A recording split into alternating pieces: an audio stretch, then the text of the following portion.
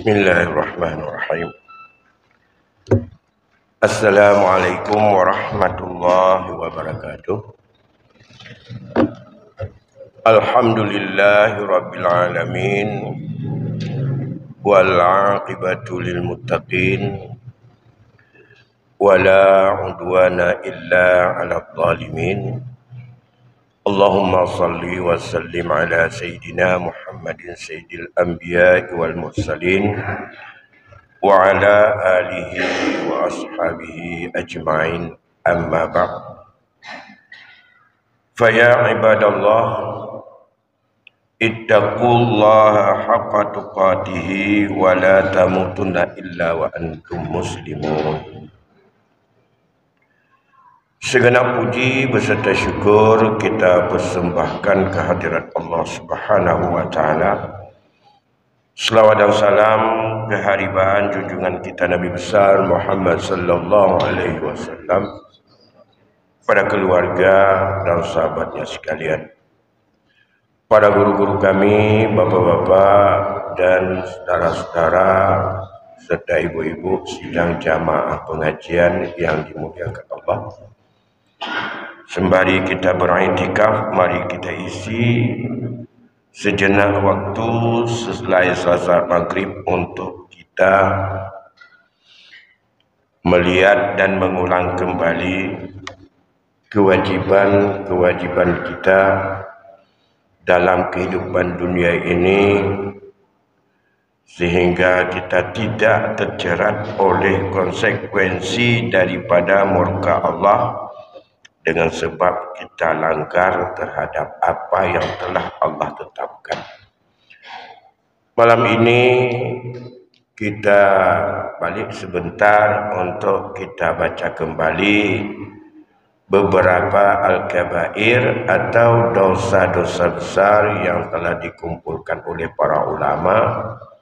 Di samping beberapa hal yang sudah kita sampaikan, kita masuki menyangkut dengan durhaka kepada dua ibu bapa. Hal ini penting di saat kita hari ini bermacam pengaruh untuk menggoyangkan daripada kehidupan keluarga. Sementara kita ini berangkat daripada semuanya dari keluarga. Ada ayah, ada ibu. Dan anak-anak kita yang ada dalam asuhan kita hari ini, kita menjadi ayah atau menjadi ibu. Dan kita sudah pernah melewati juga sebagai ayah atau sebagai anak daripada dua orang tua kita. Berkaitan dengan ini, Allah pada satu ketika mengingatkan kepada kita ada tiga hal dalam hidup ini berdasarkan daripada hadis Ibnu Abbas. Ada tiga perkara yang Allah sanding dengan tiga perkara yang lain. Tidak sempurna satu perkara bila tidak diselesaikan perkara yang lain. Yang pertama, ati'ullaha wa ati'ur rasul. Taat kepada Allah dan taat kepada Rasul. Dalam konteks ini, man ata Allah wa lam yuti'ir rasul lam yuqbal min.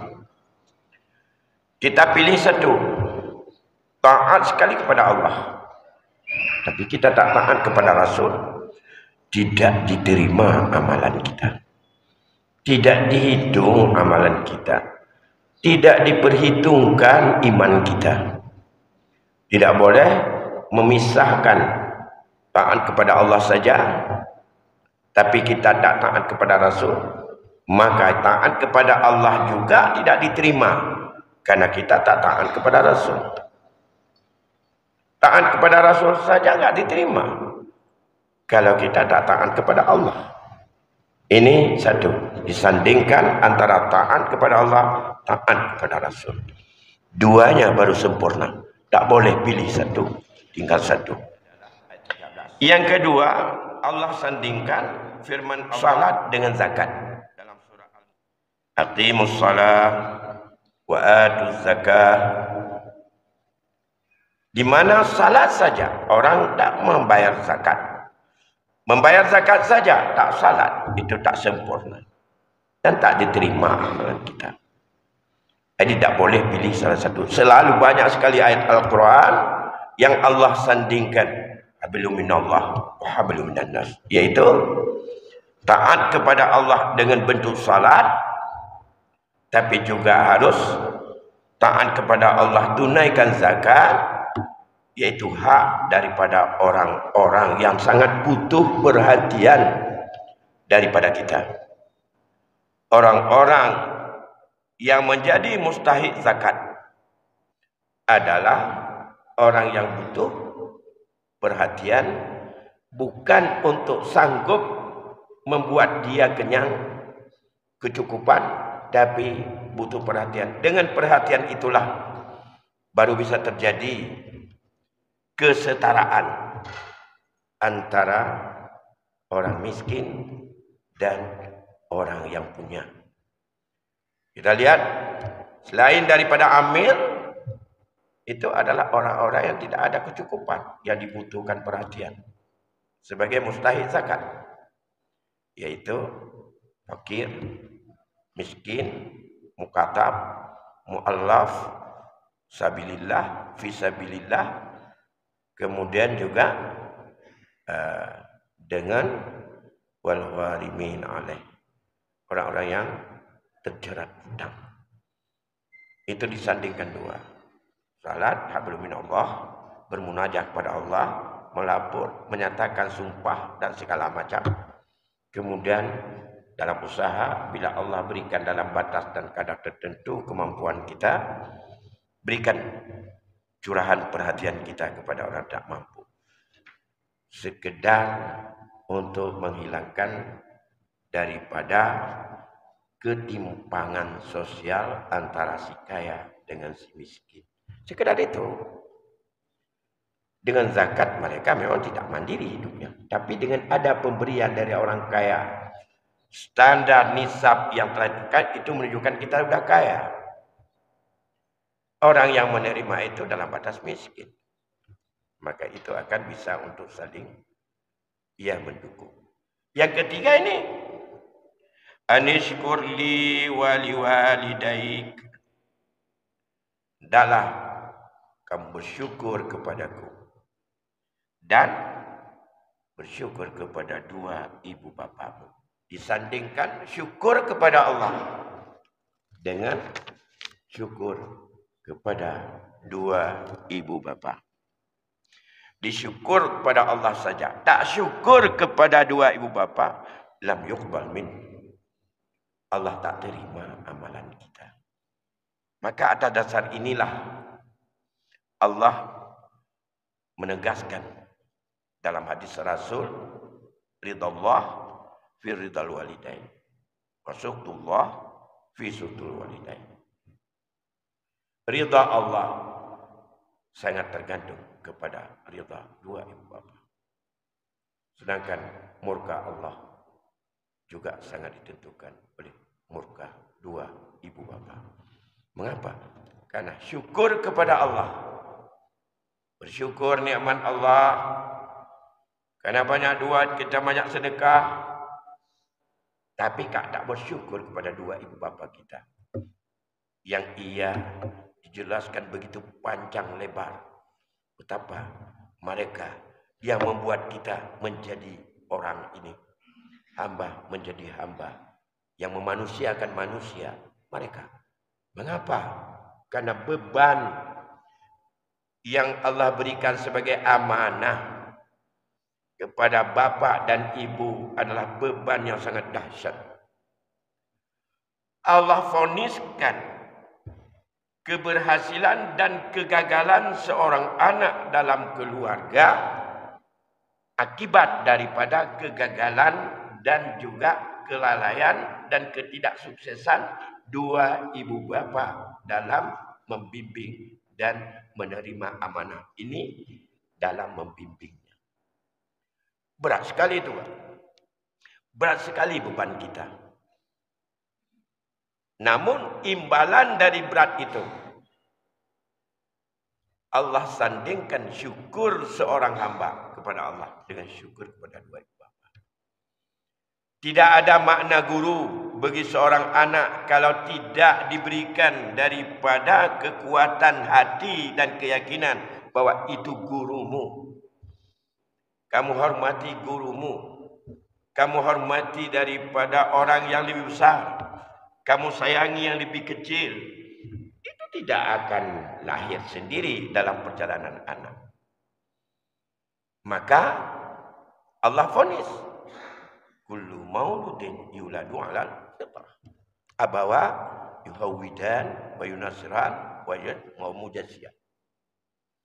Allah titipkan amanah melalui proses perkawinan. Anak itu lahir dengan disandangkan amanah itu kepada ayah dan ibu. Maka tidak bolehlah lahir tanpa ada yang lengkap dua-duanya. Dengan jalan zina tidak boleh. Ngapa? Dua ibu bapalah kesuciannya itu yang akan menerima dan membimbing serta menerima amanah itu supaya terus suci. Tidak boleh dua ibu bapa itu membuatnya Yahudi, membuatnya Nasrani, membuatnya Majusi. Itu saja dalam kaitan ini, panjang pembahasan berkaitan dengan hadis itu. Namun kita tahu apa sih yang disebut dengan durhaka kepada dua ibu bapa itu? Berikut ini mari kita lihat hadis yang diriwayatkan bersumber dari Abi Hurairah yang diriwayatkan oleh Imam Hakim, di mana Rasulullah sallallahu alaihi wasallam bersabda, arba'atu nafarin haqqun 'ala Allah alla yadkhulahum al-jannah wa la yuziquhum na'imaha. 4 golongan manusia yang Allah punya hak untuk tidak memasukkan mereka itu dalam syurga dan tidak boleh merasai oleh mereka itu akan nikmatnya syurga. Mudah-mudahan kita akan masuk dari rombongan 4 rombongan tersebut.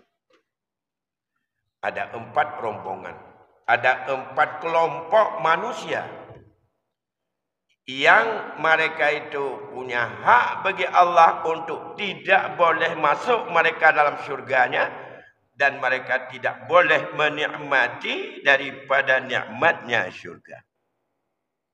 Yang pertama, mudamminul khamar. Dan itulah ancaman besar bagi anak-anak kita hari ini. Mudamminul khamar artinya orang yang terus-menerus bertahan, berkekalan, berlanjut untuk mabuk-mabukan. Ini menyangkut dengan masalah problema besar hari ini.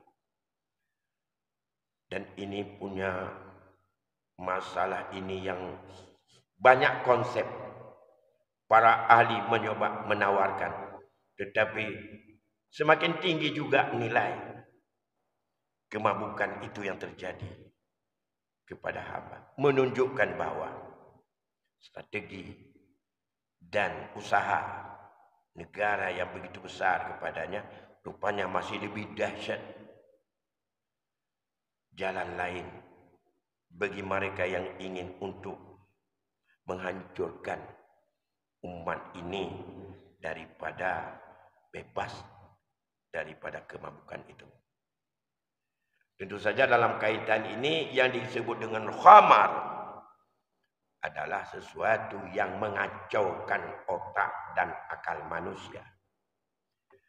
Kalau dibaca di dalam hadis-hadis, dalam ayat, tentu saja istilah-istilah baru yang sifatnya itu tidak licin dan tidak cair. Seperti apa yang kita kenal dengan sabu-sabu, narkoba. Tentu saja apakah itu khamar? Kalau dilihat pada ilatnya sama dengan khamar. Kalau dilihat daripada definisi khamar yang asli dalam penafsiran ayat adalah beda. Ia adalah zat cair yang diminum bisa memabukkan dan mengacaukan pikiran manusia itu. Tapi lihat dari taklil jauh lebih dahsyat yang mengacaukan jiwa dengan sesuatu yang kering itu.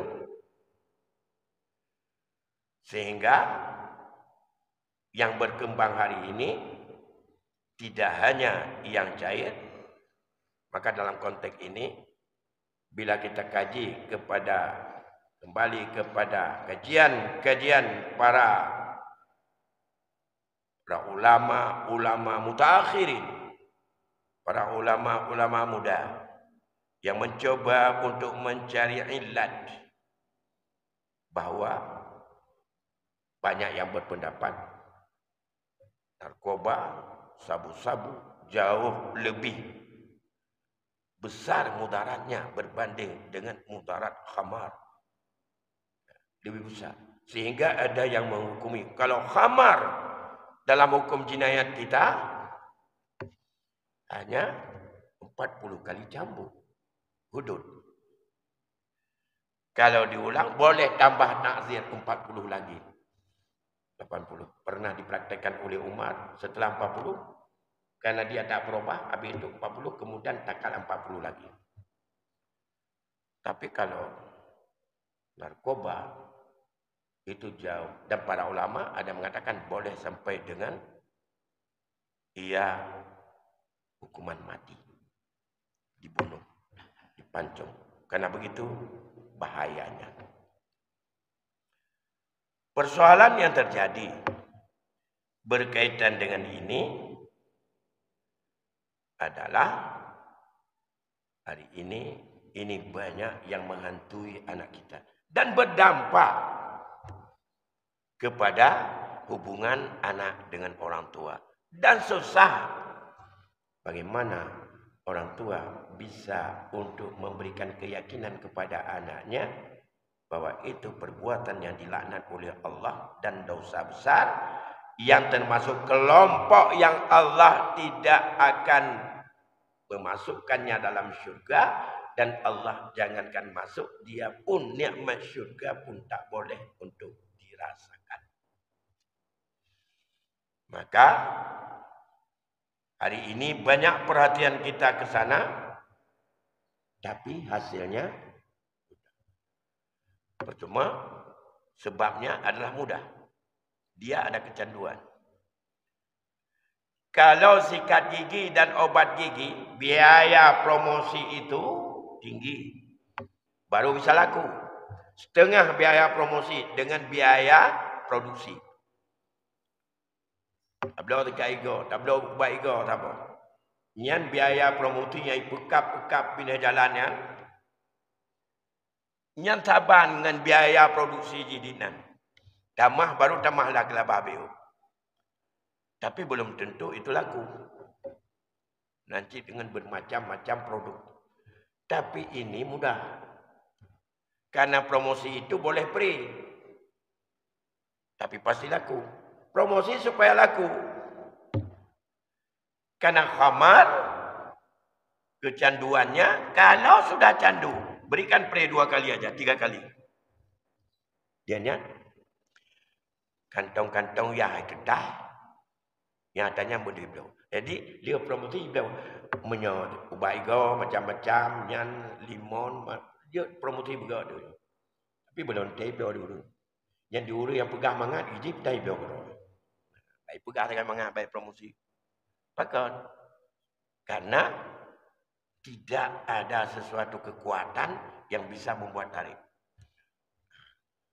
Jadi kalau ini sudah promosi, free, enggak apa-apa.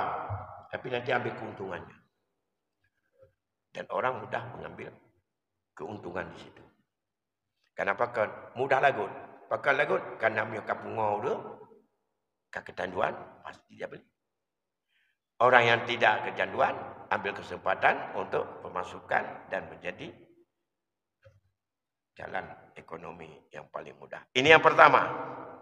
Maka rupanya dalam syariat, dalam hadis Rasul, minul khamar, termasuk kelompok yang Allah janjikan tidak akan bisa masuk syurga dan dia tidak bisa menikmati syurga selama tidak ada niat sedikit pun untuk bertaubat daripada. Bagaimana bertaubatnya? Satu yang bertaubat, 10 lahir kadar lain. Apalagi ini tidak mendapat perhatian daripada semua lini masyarakat. Yang dipikir uang hari ini tak pernah dipikir apa resiko kepada anak-anaknya. Akibatnya lahirlah anak-anak yang durhaka kepada dua ibu bapa, kepada saudaranya. Kelompok yang kedua, wa aklur riba. Kelompok pemakan riba. Ini juga dahsyat sekali ini. Cukup berat. Pemakan riba. Jalan untuk hidup riba. Macam-macam bentuk dicoba untuk dialihkan dan diberikan dengan nama yang bermacam-macam juga. Riba jahiliyah mungkin tidak begitu banyak lagi. Kiban riba jahiliyah. Tabak biji riba jahiliyahnya ndak bak utang piutang. Utang, kemudian berikan tangguh 6 bulan. Sampai tangguh tidak sanggup bayar, maka dia diperpanjang lagi, tapi dengan tambah risiko untuk bayar. Yang bayar nama masalah, dah tunda belum nak bayar, tapi dengan dari dia tambah becut administrasi tambah lo. Ulu ke dengan bayar silam tambah lo. Utang 3 juta, kerja 1 juta itu ngom dia tu bayar. Karena bayar. Masih lebih bagus. Orangnya dia tanya utang jahiliyahnya lebih tolong. Dibantu. Tak utang tak bawa barang 2 tahun. Dengan catatan cicil tiap bulan adalah 500.000. Dalam tiap bulan tanggal sekian hanya menggeser multiminit. Di bulan harus ansur sekian. Menyotelat ansur siuro dalam bulannya tambah. Itu yang ikut denda. Tak tahu. Denda. Menyobunuh. Nyola 50 ribu bayar bab tanggal 10 bedah tajak tanggal 11 kena denda kerana telat bayar. Padahal rentang waktu untuk bayar itu pertama 3 tahun. Tapi hakikatnya rentang waktu dalam batas-batas tertentu diberikan lebih sebulan ke sebulan. Ansuran. Kamu di bulan di ansuran. Di bulan dino tanggalnya jatuh tempoh 1 hari lewat denda. Yang dendanya yang diriba dengu. Ya. Kan bunga ngile, yang hina riba. Tapi menyablau dengan kontan 30 juta. Tabung akad. Atau belau dengan tangguh 1 ataupun 1 tahun. Harganya 12 juta. Tapi 1 akad. Barang ini saya jual dengan jalan untuk bayar cicilan atau muajjal dengan batas 1 tahun.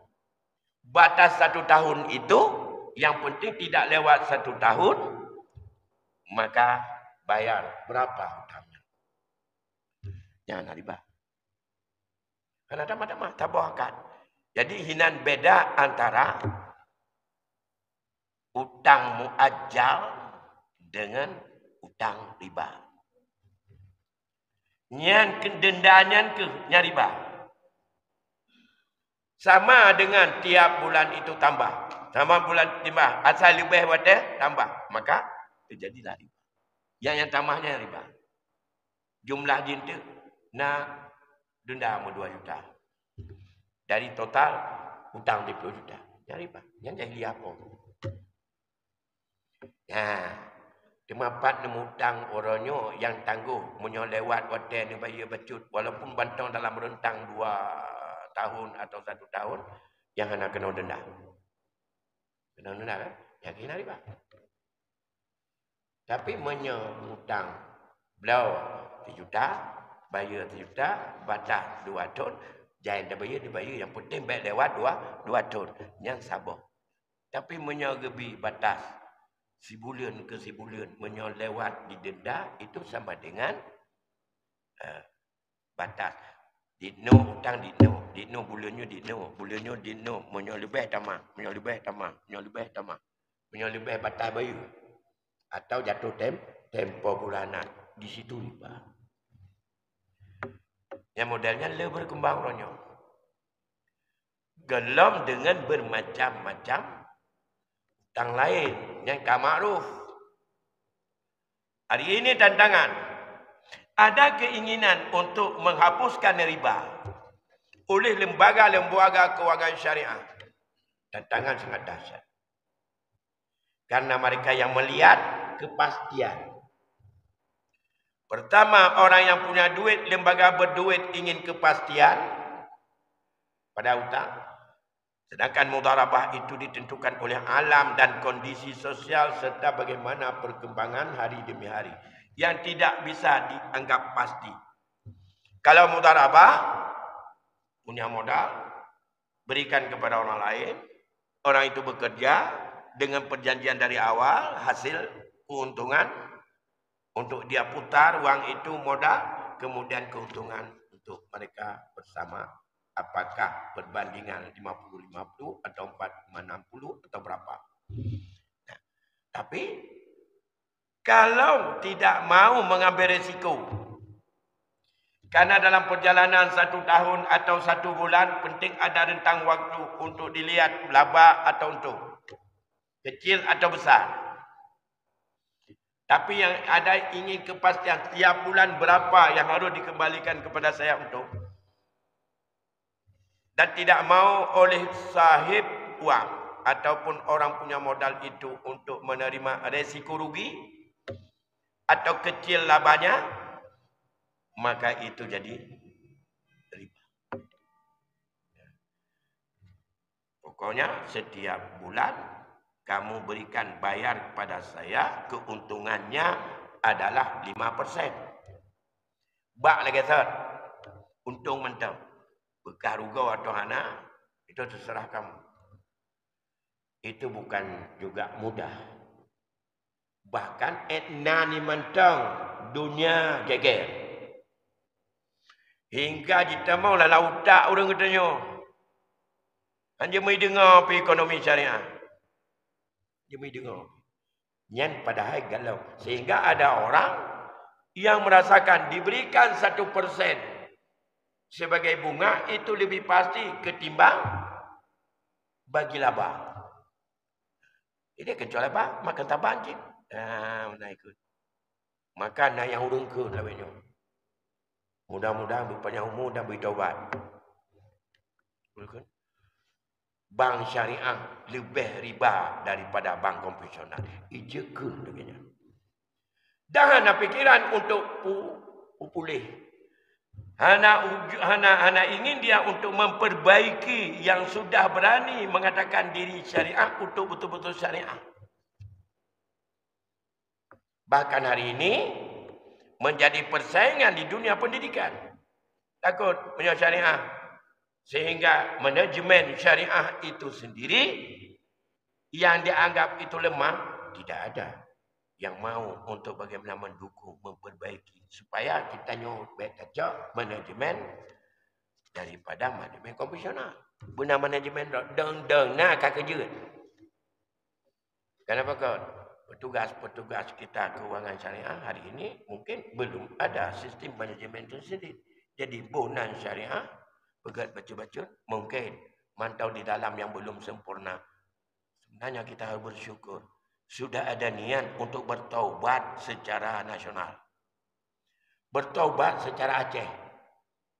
Bertaubat ingin lari daripada riba.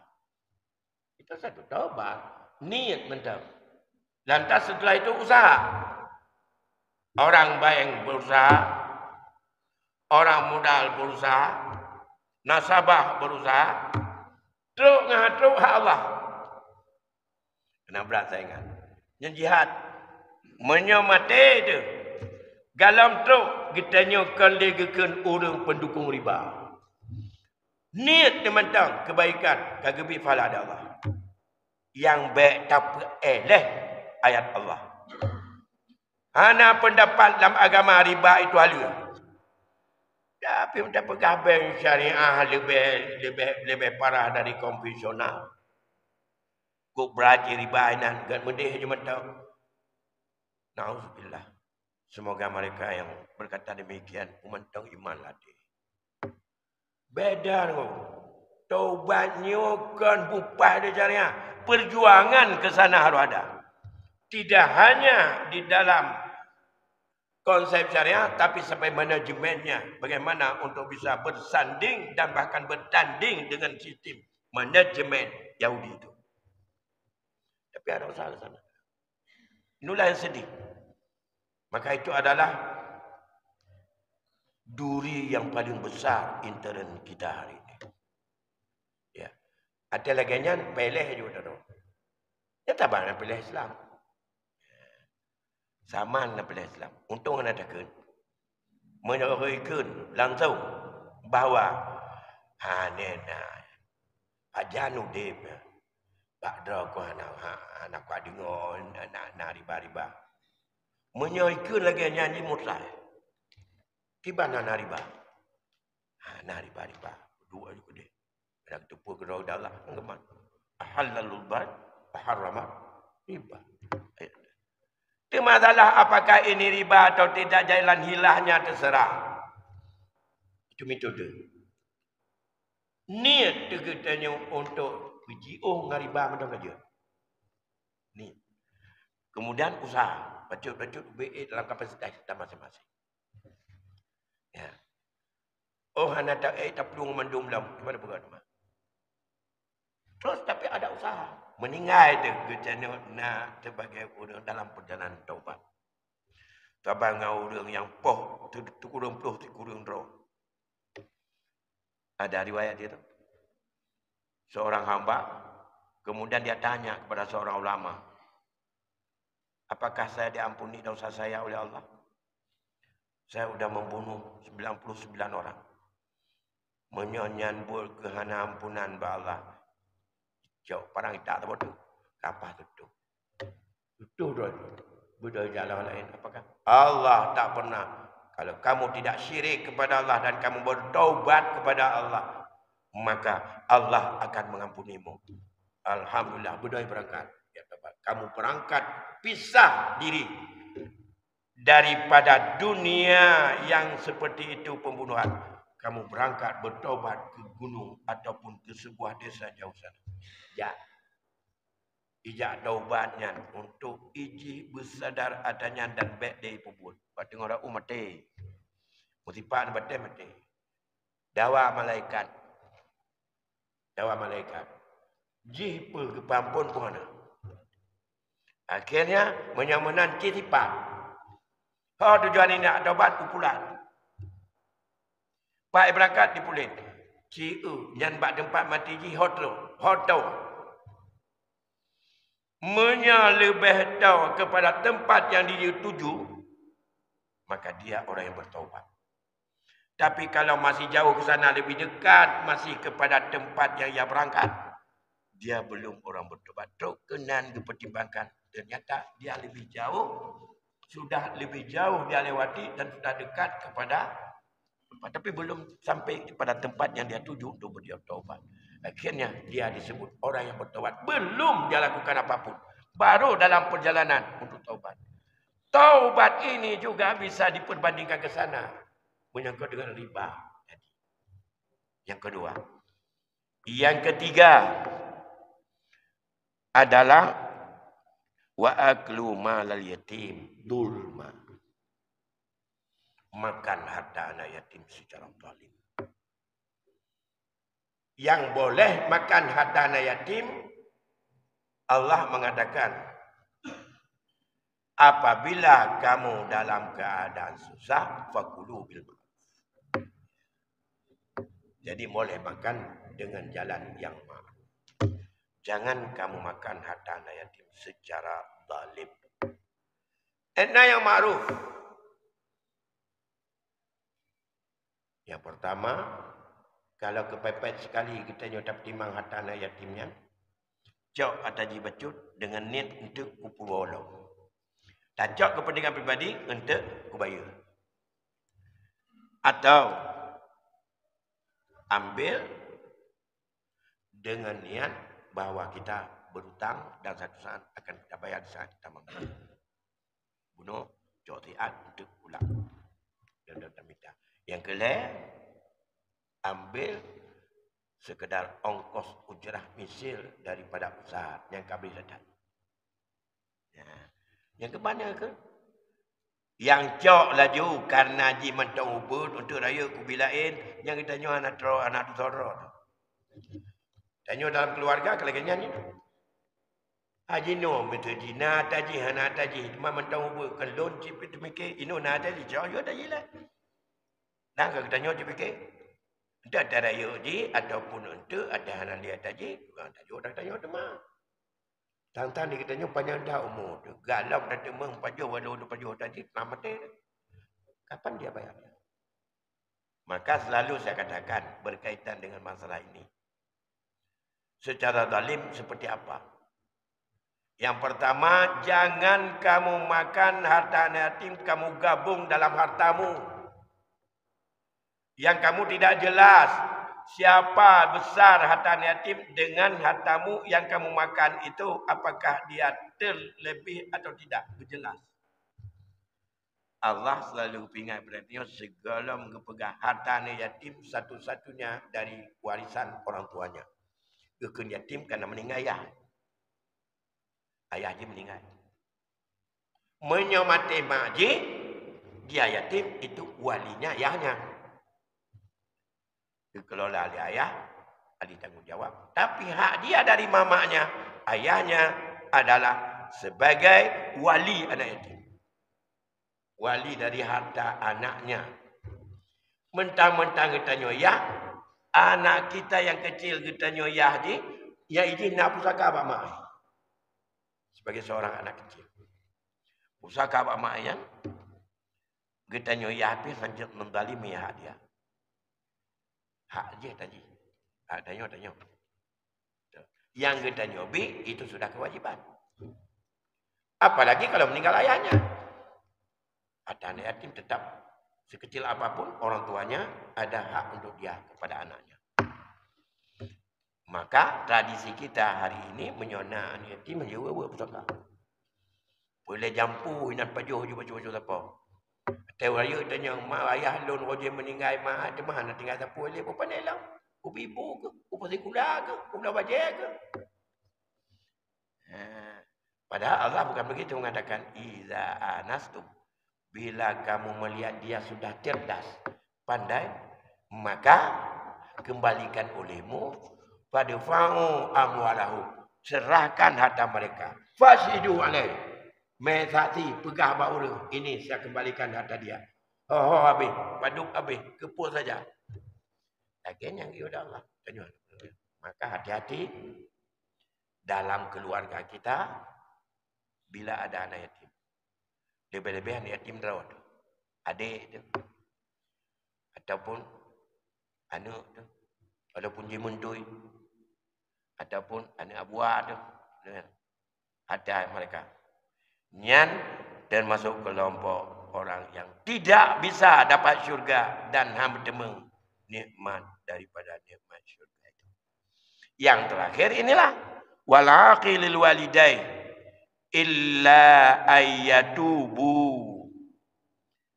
Orang yang durhaka kepada dua ibu bapa kecuali mereka mau bertaubat. Maka dalam kaitan inilah pernah dalam sebuah dialog ditanya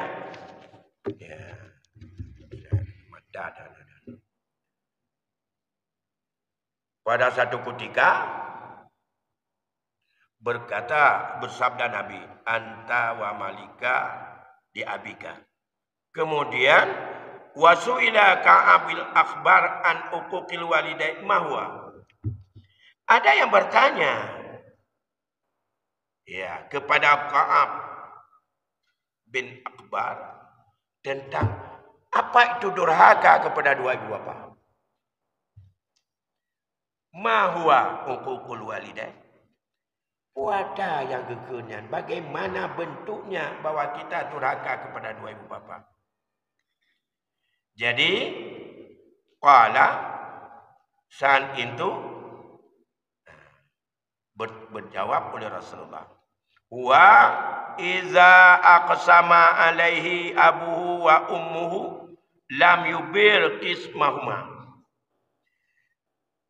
Yang pertama, orang yang durhaka kepada dua ibu apabila mendapat bagian atasnya dari ibunya atau bapaknya, ia tidak berbuat baik terhadap bagian dari keduanya yang diberikan kepadanya. Yang durhaka. Bila nagbi tanya bagian diurusi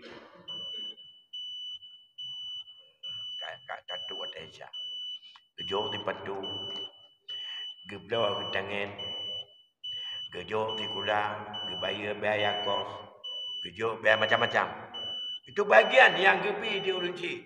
Lebih-lebih katanya kalau lewat daripada batas pendidikan yang wajib diurusi. Tapi dia tidak mau berbuat baik atas bagian yang diberikan oleh orang tuanya. Dia durhaka. Nyonya tanya orangnya. Dipikir dapat upah dia pula. Tajuk peng kejajan. Diam cewek.